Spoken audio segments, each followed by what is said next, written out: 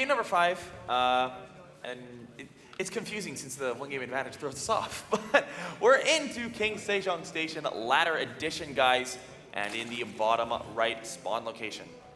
Defending champion trying to retain his crown needs to win 2 in a row. To do so, it is our Green Zerg player representing Dignitas. It is dTefel.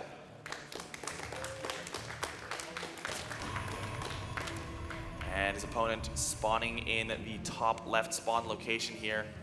We have our blue Protoss player, the challenger, trying to take this win. He has only one more game to go until he wins this, if he can take this map.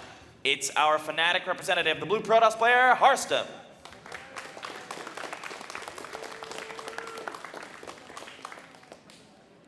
Fnatic going to be very happy right now. Harstem doing some mighty fine stuff.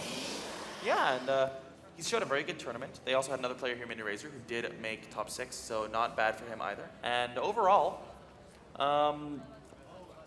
things have just been going very, very well for Harstem this weekend. Ooh, that pool's early. That, no, it's a 14 pool. Standard dTefel pool. I thought you normally could save 15. Nope. Okay, my bad. 14 pool. He's one of those guys. He's one of those guys. And once again, we're going to be seeing Nexus and the Gateway from Harstem every game. Every game without fail. Of course, one of the cool things about this map is there are 2 entrances to your natural base. There's the normal one, which is actually quite wide and a little bit awkward to wall off. There's also one at the back, which is blocked by some debris, which you can take down. Not with lings, though. That takes forever. No, but dTefel's the kind of guy who really does like to take down those rocks and come in from multiple angles with the Roach Hydra Force and just try to sandwich in his opponent's army. We actually saw that in the last game. Not so much the rocks, but just coming in from multiple angles, being able to just pick off all those Colossi in what was an amazing engagement for him at the beginning of that fight. And, well, we'll see if he can pull it out this time around. Expansion coming on down here, and I'm expecting to see the same out of dTefel as we've seen every game as well. Both of these guys seem very comfortable with these openings, and they don't seem to really want to do anything else. I think it also shows a lot of respect between the 2 players. A lot of people, if they were a game up, 1 game away from winning, would say, hey, do you know what? I'm going to go for something crazy. I'm going to go for like a proxy 2 game. I'm going to do some kind of big, cheesy build, try and take the cheap win, because worst case, it doesn't work out that way, and I go into the next game. But not Harstem. Harstem knows that dTefel is a great player. He knows that dTefel is going to be used to defending against that sort of thing. So instead, just playing a straight-up game, just as he's done before, feeling confident in his mid and late game. And the mid and late game is where Harstem has been shining this tournament, to be sure. Meanwhile, we do have the gas coming on up. It is now complete here for dTefel. Probably, once again, just going to mine 100 and then pull off for speed. And yeah, I mean, this map, though, it's going to be kind of interesting to see how dTefel decides to play this. Mutalisks can be very good on this map. There's a decent amount of dead space behind the main base. There's a lot of dead space just kind of... There's not a huge amount on the whole map, but there's a lot of spaces just kind of never covered by units. So it's like almost dead space, if you will. You can put units there, but it's so far out of the way. Yeah, it's just very out of the way. I don't think we'll see Mutas out of him. It worked, but at the same time, like you said, it was kind of his, haha, you didn't see that coming, now I want a game build.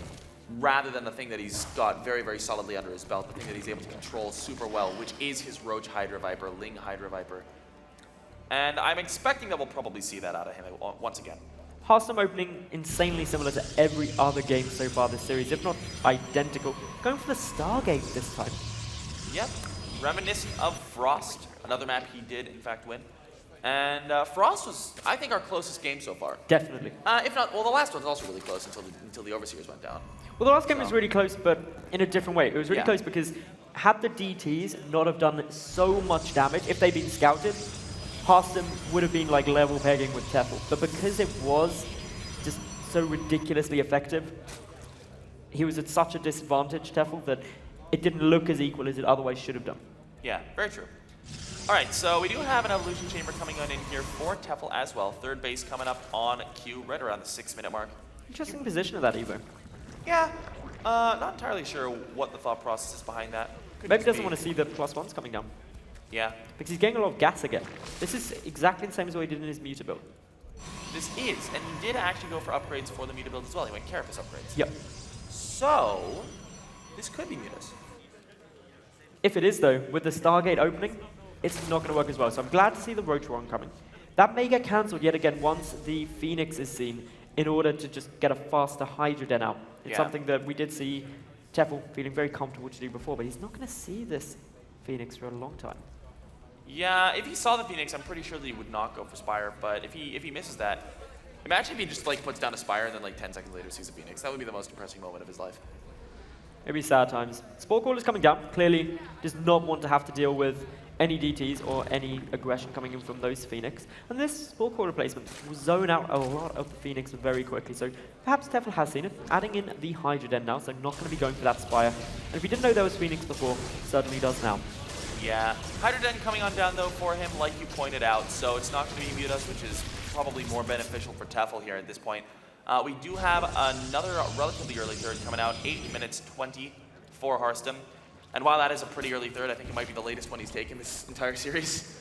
Seems strange to say that, but it is true. I think it's definitely up there as one of his later ones. Adding in the Robo Bait slightly sooner than he has done in other games. As a result of that, he would have had more gas and would have just been able to spend more money into his tech. Now, we also have a lot of queens on the map here for dTefel. He's sitting at 4, I believe. Yeah, 4 queens on the map. Those are the only units he actually has until these 7 Hydras pop. So the queens have done a good job just zoning out these Phoenixes. The Phoenixes haven't really done too much at all, and by that I mean they haven't really done anything. There's one unit that's gone down. I'm not entirely sure what that was. Oh, an Overlord. Yeah. Yep. So at this point, these Phoenixes haven't really done a great job in doing damage, but they don't really have to. They're there to get some map control, they're there to keep your opponent on the defensive, and they're there to just let you grab this kind of an earlier third, which is what Harstem is doing here. It's by no means the same effectiveness of the Phoenix we saw on Frost, though. On Yeah. Frost, those Phoenix had racked up nearly 1,000 resources worth of damage. So it's not necessarily bad that this has happened, but dTefel clearly adjusting his play, being a lot more confident dealing with this. And as a result, this big Roach Hydra play that's coming through could be really effective onto this third base that's not very adequately defended. It really could be. There's a lot of Hydras in this army already, which is just a ton of DPS. 17 Hydras in the army here. Oh no, some Overlords have been found. One goes down. Yeah, a Supply couple block. of misrallied Overlords here, but the Hydras should be able to save those, other than the one that died. Yeah. No revive in Hydras. That'd be pretty crazy. Very, very true. Anyway. Unfortunately, I would like my Hydras to just resurrect themselves. I'd be sad. It'd be like zombie games.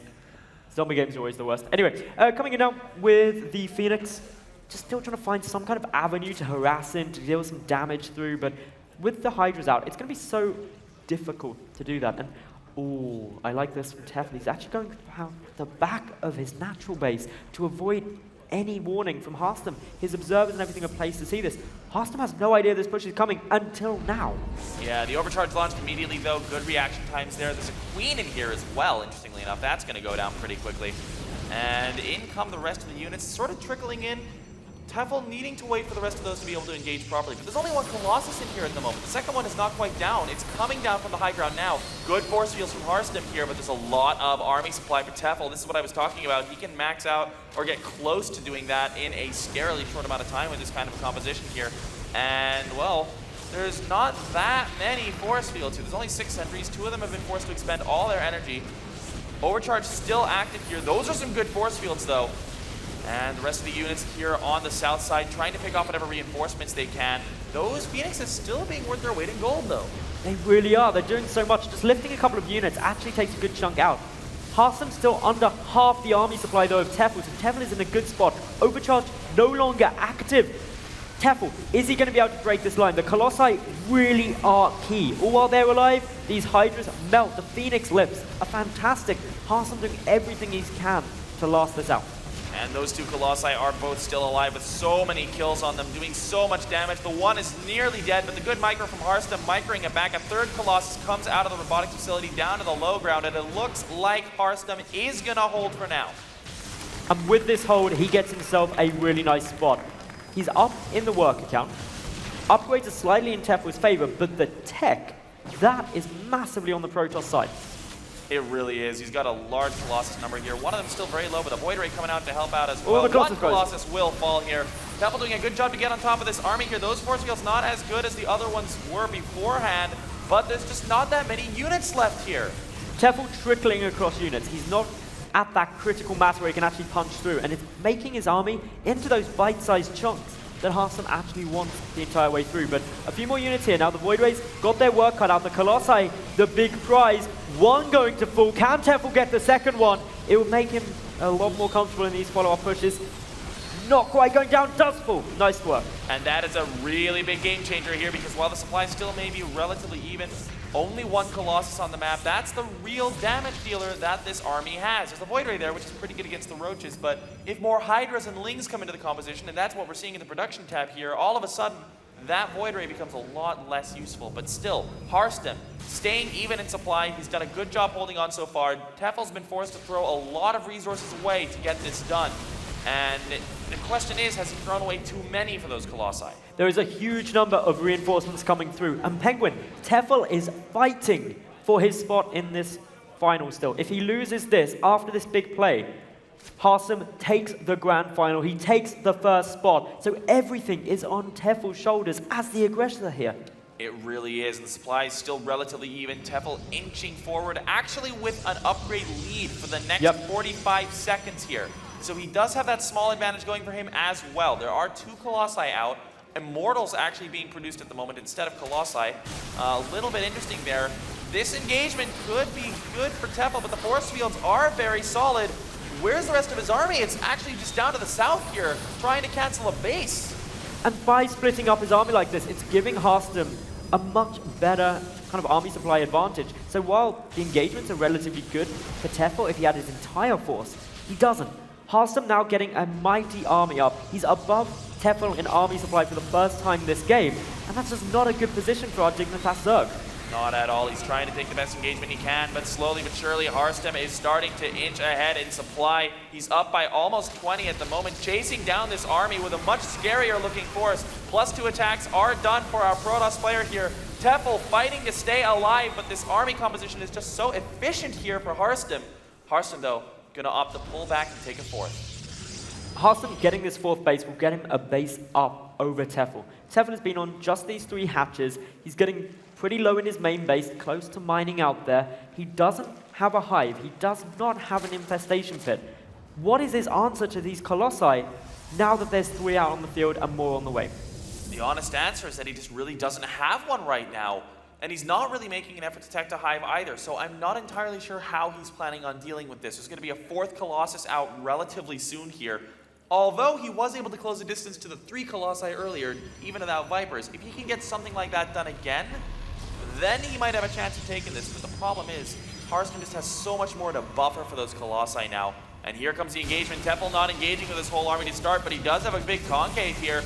But if he tries to fight up the ramp, he will not have a good engagement position. Really good force fields coming down from Harstem here, able to pincer in a good amount of that army. A lot of dTefel's army supply is falling. A few units coming from the back, but they're not going to be able to do anything. dTefel, no choice but to retreat. Harstem sitting at 105 army supply to the 75 of dTefel. That is a big lead, and some more force fields going down. Trap about half the remaining army. This is looking so good for Harstem, and he knows it. He's pushing forward aggressively. He is, and at this point, dTefel doesn't have anything left. GG is called, and Harstem will be your champion of the Emerge UK Masters here at Insomnia51.